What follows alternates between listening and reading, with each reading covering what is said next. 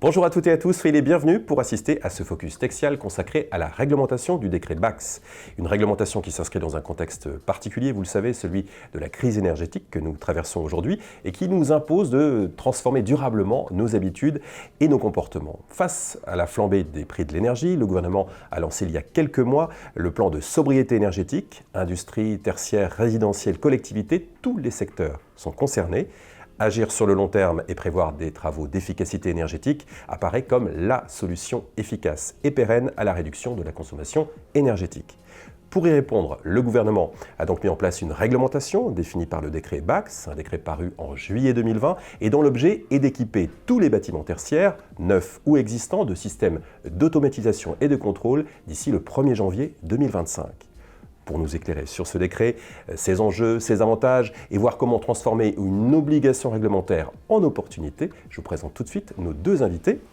Safia Amadou, bonjour. Bonjour. Vous êtes directrice conseil en efficacité énergétique et à vos côtés, Frédéric Garriguet, bonjour. Bonjour. Vous êtes directeur du développement. Avant de rentrer dans le vif du sujet, pour ne pas dire le vif du décret, Frédéric, est-ce que vous pourriez nous rappeler d'abord la mission de Texial au regard du contexte que je viens de décrire ? Oui, bien sûr, Michel. Texial est une entreprise de conseil en efficacité énergétique qui est née il y a plus de 30 ans. Elle a fondé son ADN sur l'accompagnement des particuliers dans la compréhension de la facture énergétique. Texial a pris un virage important aux environs de 2014-2015 puisqu'elle est devenue délégataire au sens du dispositif des certificats d'économie d'énergie et depuis, nous avons financé plus de 300 millions d'euros au titre de travaux de rénovation énergétique ou d'efficacité énergétique.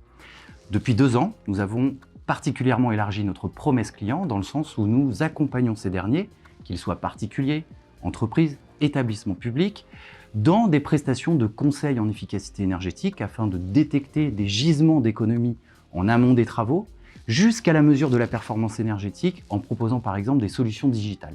L'un des piliers forts de Texial est sa veille réglementaire, qui nous permet aujourd'hui de transformer des obligations en opportunité de réduire sa consommation énergétique. Frédéric, zoomons maintenant sur ce décret BAC. Quelques mots peut-être sur son origine et sur les obligations qu'il fixe. Alors, Michel, prenons un peu de hauteur avant de zoomer sur ce décret et rappelons que les objectifs à l'échelle de la France sont particulièrement ambitieux, notamment celui de neutralité carbone à horizon 2050.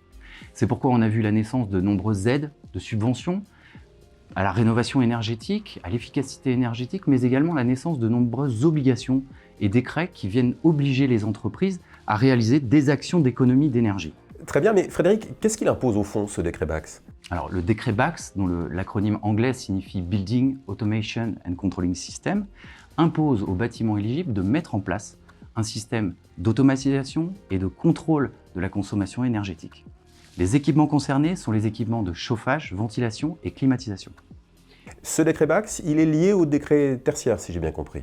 En quelque sorte, c'est une déclinaison, c'est le petit frère ou le cousin du décret tertiaire, puisqu'il permet justement de contribuer aux objectifs particulièrement ambitieux du décret tertiaire, que je rappelle, à savoir à horizon 2030, réduire sa consommation énergétique de 40%, puis de 50% en 2040 et de 60% en 2050.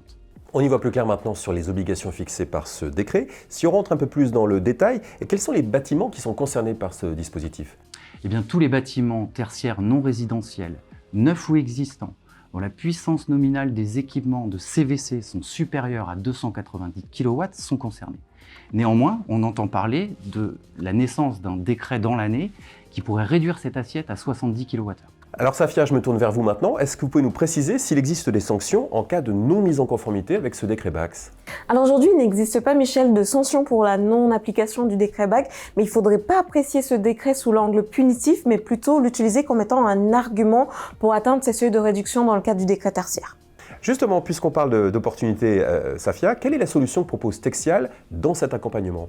Alors Texial va proposer à ses clients un accompagnement global, en fait, qui va se matérialiser par une compréhension de leurs besoins. Et donc pour ce faire, on a des energy managers en interne qui vont se déplacer chez les clients et faire des rendez-vous qu'il faut pour comprendre en fait l'utilisation de leur bâtiment et surtout l'utilisation des équipements de chauffage, ventilation et climatisation pour dimensionner le bon système de gestion technique du bâtiment GTB à mettre en place. Alors j'imagine, Safia, que cet accompagnement va se faire en plusieurs étapes, lesquelles ?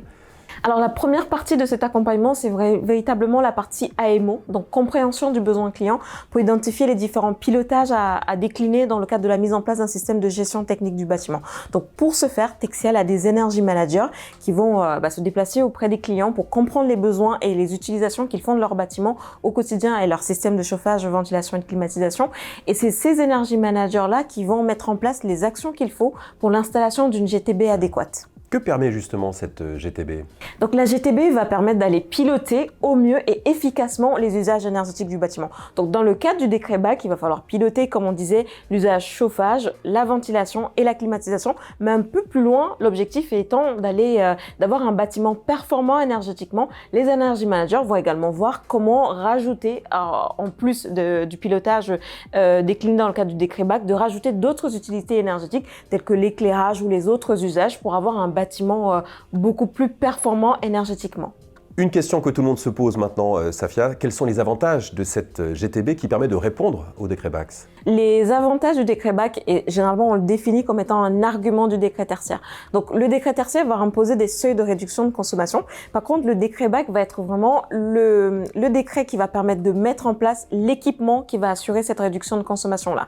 Donc en diminuant et en évitant tout le gaspillage énergétique à travers le pilotage de ces équipements de chauffage, ventilation et climatisation, on va arriver au fameux seuil de réduction imposé par le décret tertiaire. Donc c'est un vrai avantage de mettre en place une réponse stratégique au décret BAC pour pouvoir atteindre son seuil de réduction au décret tertiaire. Alors maintenant qu'on comprend mieux, grâce à vous, les enjeux du décret et les opportunités qu'il présente, parlons financement. Quels sont les leviers pour financer la mise en place d'une GTB dans le cadre de ce fameux décret BACS? Alors aujourd'hui, dans le cadre du plan de sobriété énergétique, pour une installation ou une amélioration d'un système de GTB en place, il est possible d'avoir un financement avec une bonification supplémentaire qui va permettre une bonification multipliée par 2 pour une installation de GTB ou encore une bonification multipliée par 1,5 pour une amélioration de classe. Donc ça va s'adresser tant aux bâtiments existants qu'aux bâtiments neufs. Donc ce qui révèle une véritable opportunité à exploiter jusqu'à la fin d'année au 31/12/2023.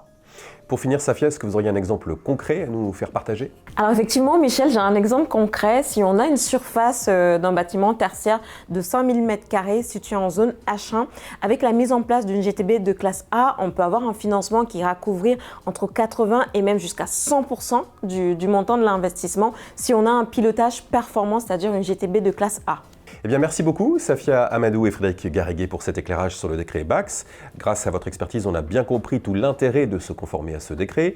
Une mise en conformité qui va faciliter l'atteinte des objectifs du décret tertiaire visant à réduire sa consommation d'énergie.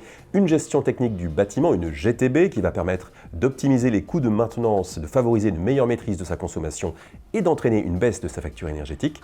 En clair, on est gagnant sur tous les plans. Et côté financement, une bonification des volumes C2E est proposée pour toute opération engagée avant la fin 2023.